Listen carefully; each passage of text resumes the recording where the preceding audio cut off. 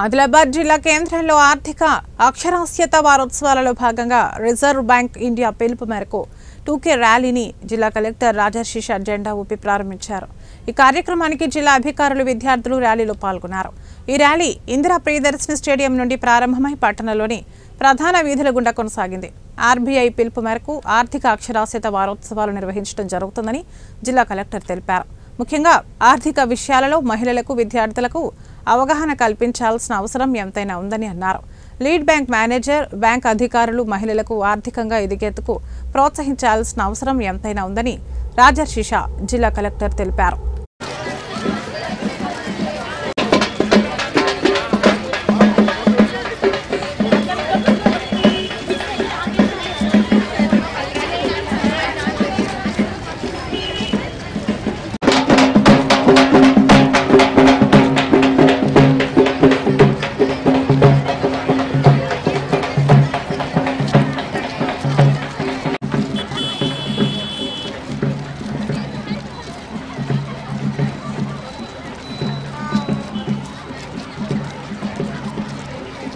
నిన్న మనం financial literacy week ఆధ్వర్యంలో ఒక వీడియో అంటే 3 డిఫరెంట్ టైప్స్ ఆఫ్ వీడియోస్ తర్వాత పోస్టర్స్ కూడా రిలీజ్ చేయడం జరిగింది।